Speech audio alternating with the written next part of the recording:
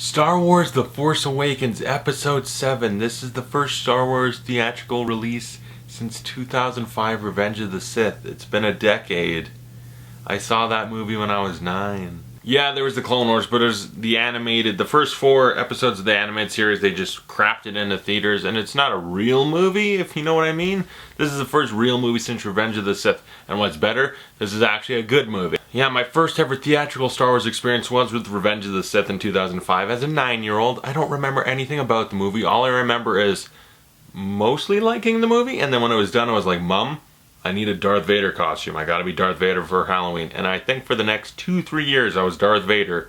So the movie did what it needed to. It made me go like, yeah, that child murderer, I want to be that. But this is my first Star Wars theatrical experience where I got to appreciate it, you know? Opening weekend release, I was in line. I sat there like, yeah, I'm seeing Star Wars opening weekend. This is a big thing. I'm like one of those people in like the 70s and 80s seeing the original one. Went in, sat down, and I was just like, oh my god, this is gonna be amazing. And I remember the movie started, the opening crawl, Star Wars The Force Awakens, and I was watching this and I let it all soak in that I was watching a Star Wars movie. I was appreciating it. I bought all these toys, all the Subway cups. I got some of them somewhere. Here's some of them right here. I got Stormtrooper, Finn, Kylo Ren. I got Rey over there. I bought a bunch of the bags and stuff. I got a bunch of these. Like the shirt. And so I was sitting there in the theater, and when the opening crawl came up, I'm like, I'm about to cry. Like I almost started crying. I was overtaken with emotion and excitement. And so hopefully the movie wouldn't disappoint me like Phantom Menace would those people in 1999, right? It's been a decade. We've been waiting for Star Wars, a good Star Wars movie. This one looked great. It seemed like they were going to do it right. Disney, J.J. Abrams, they seemed like they had it under control. It was in the right hands. It was going to work out. And I sat there hoping to not be disappointed. And how'd the movie turn out? This was my favorite movie of this year, my favorite movie of many years. This is, honestly, and I'm not trying to oversell it, this is the most joy I've felt watching this movie. It gave me more joy than anything else I've done in life for the last couple of years. I'm trying to think of something else. This movie gave me so much joy and happiness and excitement. It made my year. Does that make me a nerd or just like an over crazy fanboy? I don't care. It's true. Because I was sitting there, I was just so happy with everything. I was like, yes. But I wasn't like blinded and I couldn't see if there was flaws. There were flaws, but not many. And it's got a huge cast. I'm looking at the poster right there and I'm trying to think, can I just look at that and try and name everyone? It stars Daisy Ridley, John Boyega, Adam Driver, Harrison Ford, Carrie Fisher, Mark Hamill, Oscar Isaac, Andy Serkis, Domhnall Gleeson, Anthony Daniels, Peter Mayhew, Kenny Baker, Max von Sydow. Giant cast in this movie. Lupita Nyong'o. There's so many people in this freaking movie. And it's directed by J.J. Abrams. And in this one, to keep it spoiler free, because I don't want to spoil it for someone that possibly hasn't seen it. I don't think there's many people, but on the off chance you haven't seen it yet, I'm going to not spoil it. Essentially, to keep it very spoiler free and vague, John Boyega's character Finn is a First Order Stormtrooper who's had a crisis of belief and like, listen, what I'm doing right now is bad. I'm gonna try this. I'm gonna run away from my responsibilities as a First Order Stormtrooper because I don't agree with what we're doing. He's on the run, runs into Daisy Ridley's character Rey, and they sort of team up to kind of run away and try to be on the good side. They end up coming across Harrison Ford's Han Solo and Chewbacca, and they're getting chased down by Kylo Ren, played by Adam Driver, who's basically the main villain of the First Order, which is, there was the Sith, there was the Empire, and now we got the First Order. It's all the Stormtroopers and bad guys. And there's some other stuff along the way. There's some interesting character connections and relations and interpersonal things going on in the movie that I won't spoil, but there is a lot more. But on the surface, here's your good guys, here's your bad guys. They don't get along. You know, there's a Death Star replacement, the next best thing. It's now the Star Killer planet, and it's bigger, is it better? And the stuff's gonna go down, okay? It's a Star Wars movie. I was so happy watching this movie. It brought me so much joy. All the actors across the board did an amazing job. Daisy Ridley, she stole the show in this movie. She's so lovable and likable, and her character, a lot of mystery around her. There's some stuff going on there where she's definitely important, and I'm excited to see what happens with her character. I freaking love her. Like, for little girls in the 70s, it's like, oh yeah, Princess Leia. It's like, I'm sorry. There's Leia and then there's Rey. It's just, personally, I feel like Rey is so much better and cooler. And we got Finn, John Boyega, awesome, ever charismatic and funny and just entertaining. And also, as I was talking about, he's got a crisis of faith. Like, being a stormtrooper is like, I've got a moral dilemma I've got to deal with. And he was really good in this too. And Harrison Ford, everyone's favorite scoundrel, is back, and he is amazing. He's great as Han Solo. Him and Chewbacca back together again. I love seeing it. It brings me so much... again, when they show up, it's like, I might cry. Having Carrie Fisher back too, that felt pretty good, even though... not everyone ages as good as Harrison Ford. I said it. I love seeing her in the movie. I was very happy to see her, but yeah, time's not good to everyone. Also, we got Oscar Isaac as Poe Dameron, the greatest pilot in the galaxy. And the thing about this guy is he's just so cool and likable. He's not like a cocky, arrogant dick. He has a good vibe. He's got good vibes, and he was really great in the movie. I really like him. And pretty much everyone, it's just pretty much everyone. It's like, I like what everyone's doing, and I can't wait to see more of it, because this is going to be a trilogy. This is episode 7, then 8, 9. There's a lot more going forward, but let's keep going. Andy Serkis' character of Supreme Leader Snoke. I almost called him Senator, but this isn't the prequels where it's all about politics. Supreme Leader Snoke. I won't say much, but I'm interested to see where that goes. Mark Hamill as Luke Skywalker. That's all spoiler talk. I can't mention a thing. BB-8. I love the little bastard. He is so adorable and cute. I want a BB-8 so bad.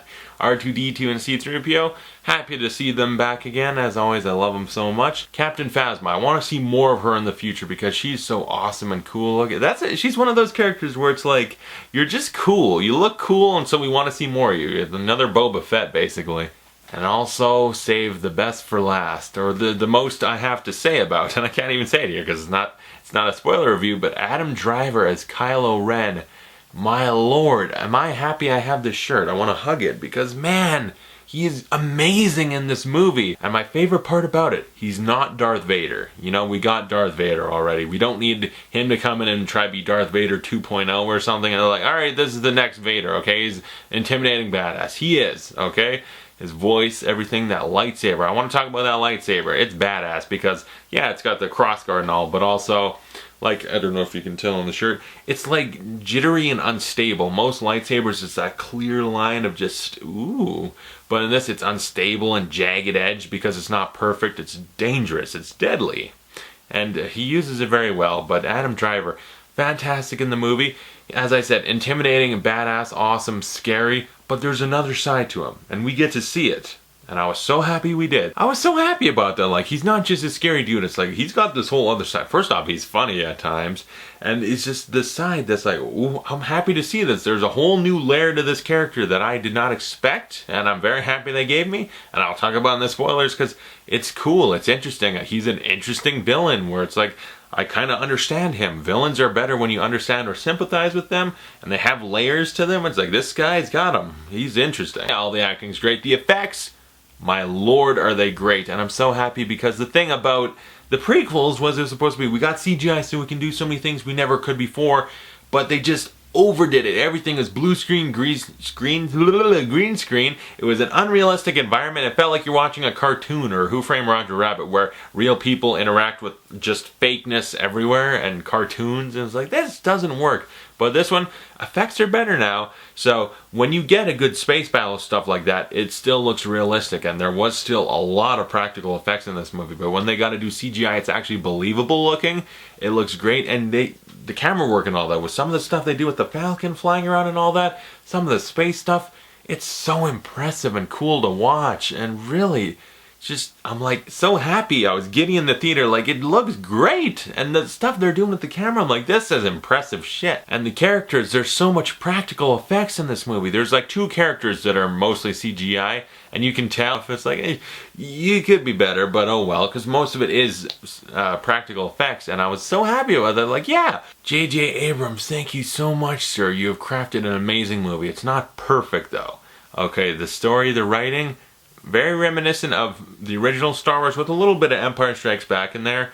And they do different things. It doesn't feel like they totally did a remake. They took certain aspects and then put them in there, but then they flipped a lot of stuff, and there's a lot of originality still in the movie. It reminds me of Star Wars, and isn't that the point? Shouldn't a Star Wars sequel remind you of Star Wars and feel like a Star Wars movie? It does. Is it maybe a little too bit reminiscent?